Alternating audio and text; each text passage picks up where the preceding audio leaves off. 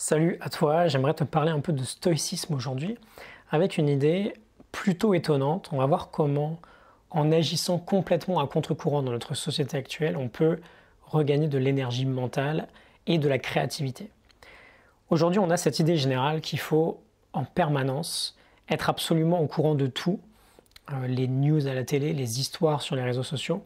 Et il y a plusieurs facteurs à ça. Tout d'abord, c'est une habitude que l'on prend et on part du principe dans la société actuelle qu'il faut absolument être au courant de tout, notamment de l'actualité générale.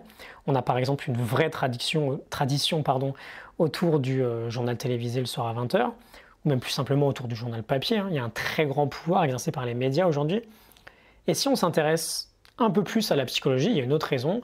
On a ce fameux phénomène du FOMO, Fear of Missing Out, la peur de manquer quelque chose qui pourrait nous intéresser, ou tout simplement de ne pas être dans les premiers à le savoir.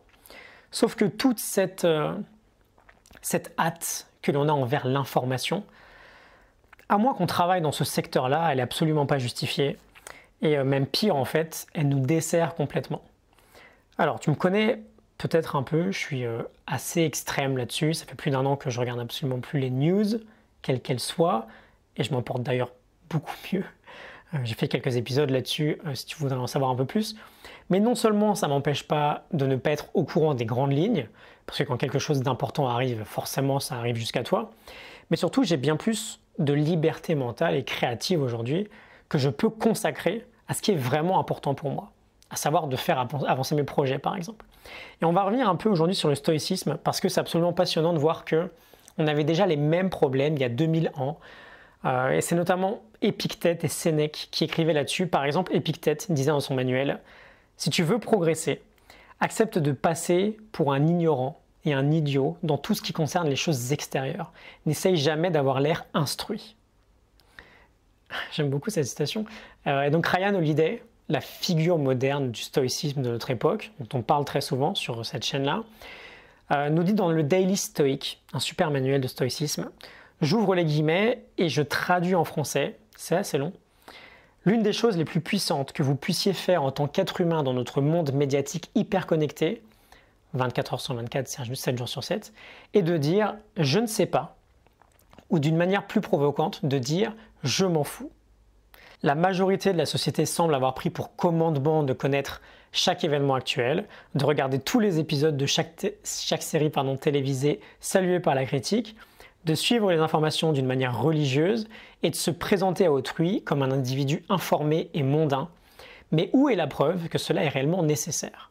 Est-ce que cette obligation est inscrite dans la loi ou est-ce que vous avez juste peur de paraître ridicule lors d'un dîner? Bien sûr, vous devez à votre pays et à votre famille de connaître les événements qui peuvent les toucher directement, mais c'est à peu près tout.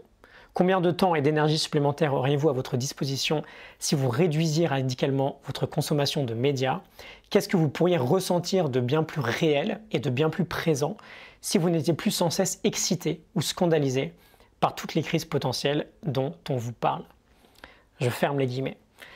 Voilà, je te partage ça parce que ça me parle énormément. J'ai déjà beaucoup abordé le sujet de la déconnexion digitale, mais je remets un point dessus aujourd'hui en fait. C'est une force d'être capable de se dire « je ne sais pas » ou « je m'en fous ». C'est pas du tout une faiblesse. La faiblesse, c'est de subir les effets d'être sans arrêt concentré sur le monde extérieur. La force, c'est de pouvoir avoir ce courage de se dire « j'en sais rien et c'est pas important pour moi de le savoir dans les quelques secondes qui suivent l'événement ». Et c'est peut-être ton cas, toi aussi, mais personnellement, j'ai bien plus envie et je suis bien plus motivé par l'idée d'aller exploiter mon potentiel, mon vrai potentiel, et d'essayer de l'étendre jour après jour pour voir ce qui se passe là, si je pousse un peu mes limites, plutôt que d'être sans arrêt distrait par de l'information inutile. Parce qu'en fait, ça reste de l'information inutile. On n'est pas obligé de le savoir dans la seconde. Et je le répète, ce qui est vraiment utile, quoi qu'il arrive rapidement aux oreilles de tout le monde de toute façon. Je sais pas et je m'en fous. 2 petites phrases très puissantes pour notre énergie et notre créativité. J'espère que ça te parle. N'hésite pas à m'en toucher quelques mots si c'est le cas. Je te retrouve demain pour un nouvel épisode et pour une nouvelle semaine. À demain. Salut.